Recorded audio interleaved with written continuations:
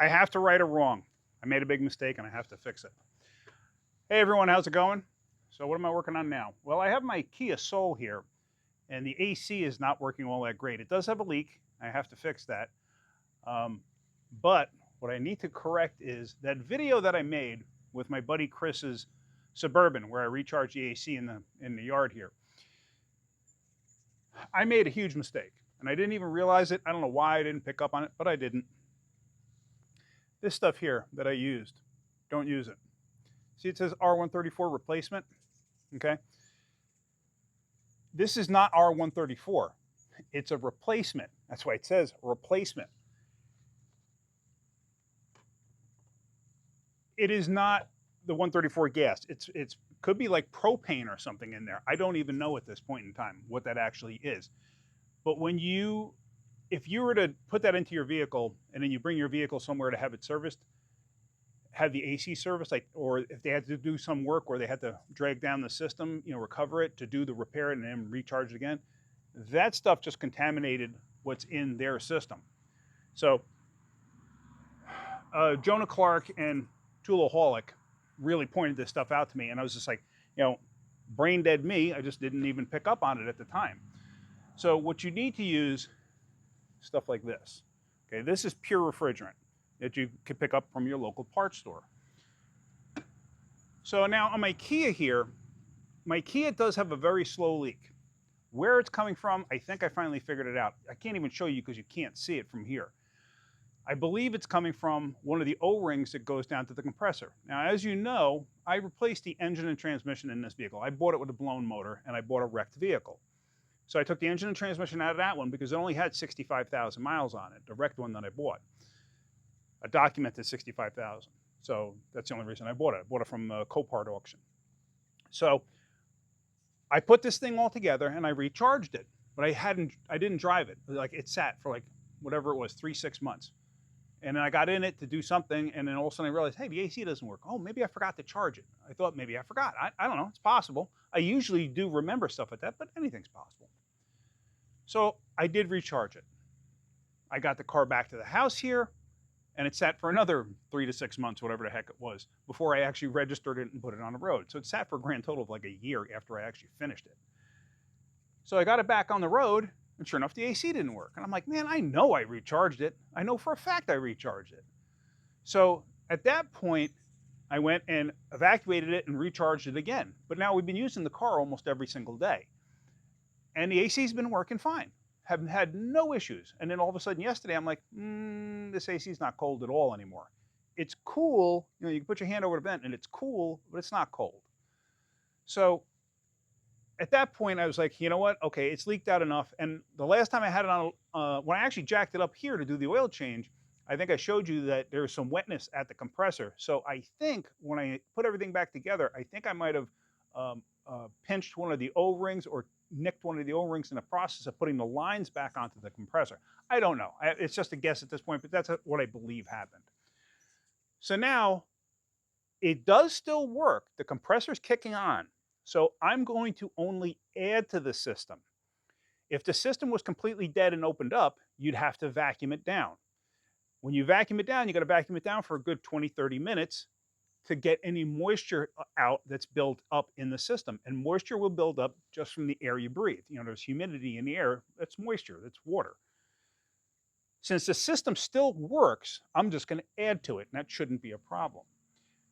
Now, one thing I did want to point out, not only do you not want to use this, okay, like I did, don't make my mistake, you also don't want to use this. And if you remember when I showed you that video, I said I had a can of this somewhere and I wasn't going to use it. But I found it, and this is the one. And the reason I don't want to use it, it's a synthetic refrigerant, 134, so it's probably something different. It says it on here somewhere. Oh, stops leaks to maintain the charge. This has stop leak in it. You don't want to use this. This is actually from Harbor Freight. You don't want to use this. The problem with stop leak, if you've ever used stop leak like in your radiator or something like that, you can actually plug up a heater core. you use stop leak, you can actually plug up passageways inside the motor. I've seen it happen. Stop leak is it's a band-aid, and sometimes it's a band-aid that'll get you an infection, if you know what I mean. Sometimes it's not good. So what I'm going to do is I'm going to start this up, turn the AC on, and then I'm going to use this gauge. This charge will screw right into here, and this will puncture the seal that's in there, so then I can charge this vehicle up. This connects to the low side. The low side is the suction side. The suction side will allow this Freon to get sucked into the vehicle. But I'm going to pay attention because you don't want to overcharge it. So we're not going to use regular gauges. It's just going to be a quickie in the driveway repair. I believe this thing holds 1.3 pounds in total. So I'm going to assume it probably has a half a pound in it because it still does work, but it's only cool. It's not cold. So it's kind of miserable. So let me start this thing up, and then let's start doing this. All right, hang on a minute.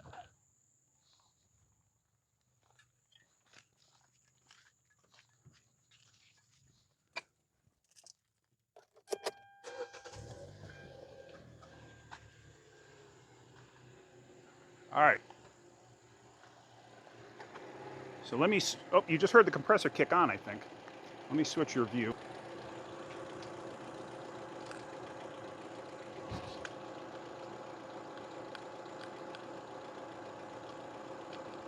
Okay, so the low side port is right there. I don't know if I don't want to get too close. So now what I'm going to do, I hope you can hear me, is as you see, it's got that needle there, and that'll poke through on the inside there. I'm just going to back this up so the needle's not poking through. And it's got to stop there. If you remember, I got myself covered in that other Freon stuff, and that other Freon stuff does have. Oh, this is a self-sealing can. See that? So even if I don't use it all, once I unscrew it, it'll seal itself. But I don't know if this actually has any dye in it. I'll know after I get it hooked up. So now low side.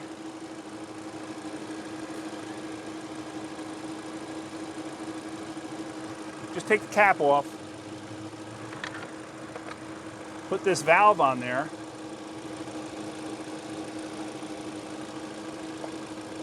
and actually you can see on that gauge, it is actually reading right about 30, which is pretty darn good.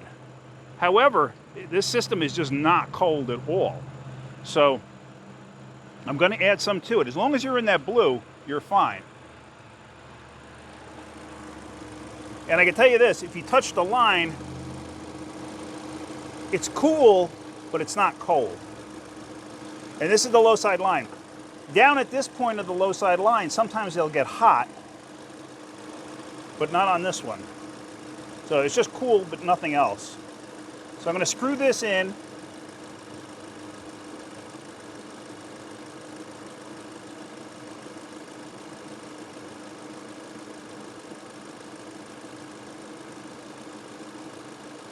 And then back off.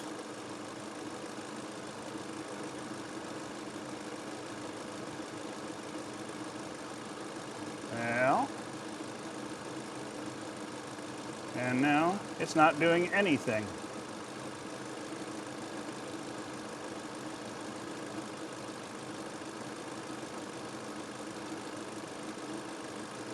Okay, that's pretty wild. Why is it not doing anything?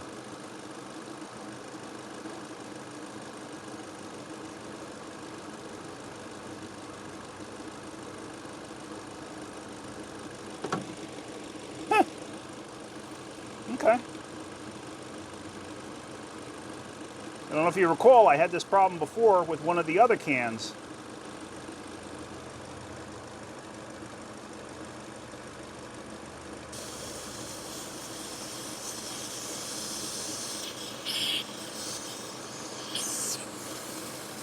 Yeah. So I'm not quite sure why on earth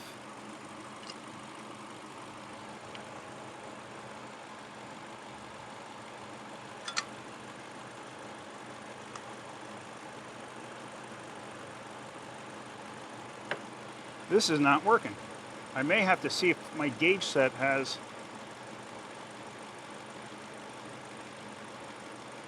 something else I can use.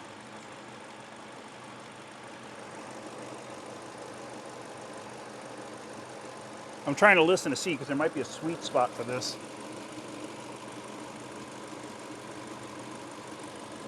No? All right.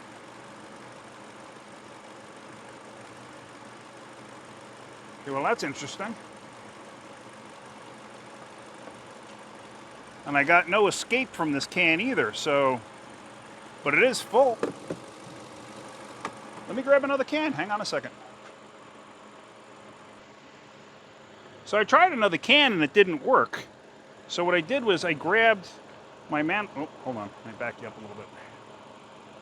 I grabbed my manifold gauge set, and in the manifold gauge set it comes with this type of a can piercing tool. And I usually don't like these because they usually make a mess. Usually the other style works great. So I'm not quite sure why I'm having an issue, but I am. So I'm just going to hang the gauges up. I'm going to take the low side off. So there's the gauges. There's the low side.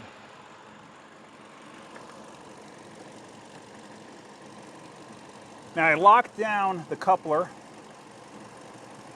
I tightened up the fitting.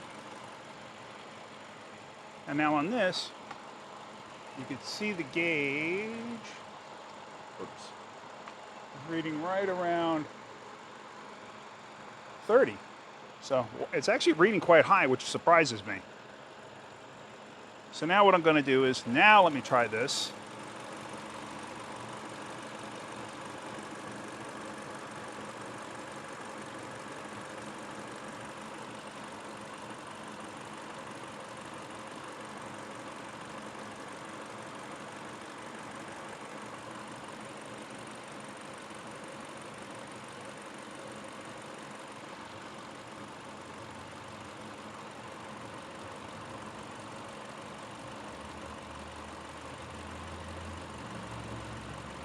And I got absolutely nothing.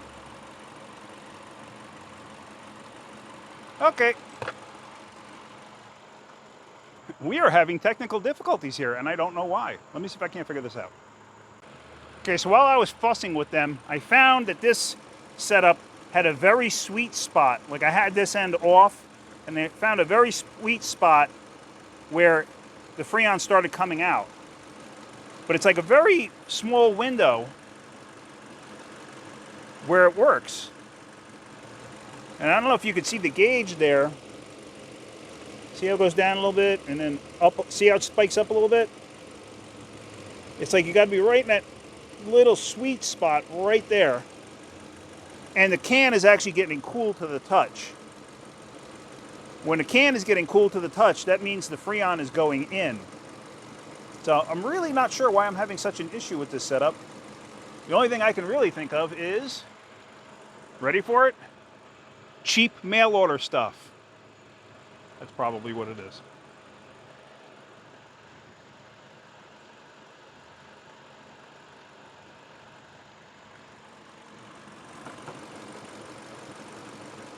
So if you, like I said, to the touch, I wish I had a thermometer or something to show you, but this can is cold. So it being cold means that the Freon is going out of it and it's going into the vehicle. It's just going to be a very slow process.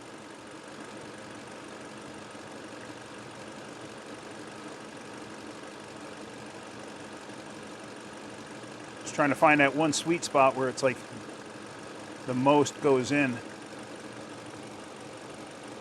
All right, so I'm going to let this thing go for a while and see what it does, because what's the point of just sitting here watching it?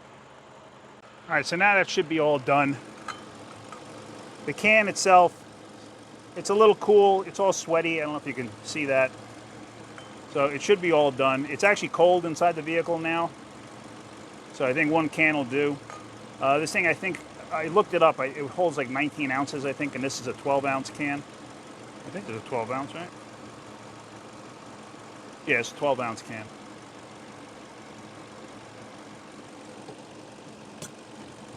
So now, oh, and it doesn't have any tracer dye in it. Now that line is cold, and you can actually see the line is sweating because it's cold. Don't forget to put your caps back on. I can't stand it when people forget to put the caps back on.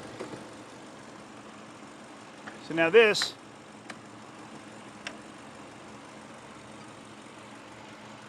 yeah, there's nothing left in it. It's empty. So I'm just going to toss this in the garage. I'm going to take it for a ride and make sure everything's good. Tell you what, it's dreamy cold in here now. So I'm just going to run down. I actually got to get gas in this thing. I just realized. So let me just take this down to the gas station, make sure everything's okay, and then we're going to end this video. All right, just gassed up. Closest gas station's like 12 minutes away from me. Just got gas and driving back home, and the AC is blowing ice cubes at me. So I am quite happy with it. Actually fogging up the passenger window a little bit, but you kind of can't see it because of the sun. Anyway, that's it. So hopefully I corrected my wrong. I righted my wrong there, and I hope you guys understand. All right, well, that's it. Hopefully you got something out of that. If you did, hit that like button. If you could, please subscribe. All right, guys, have a great day. Keep wrenching. Oh, and real quick, what I'm going to try to do is I'm going to try to find a better can puncher hole thingy. You know, the tool that actually like pierces the cans.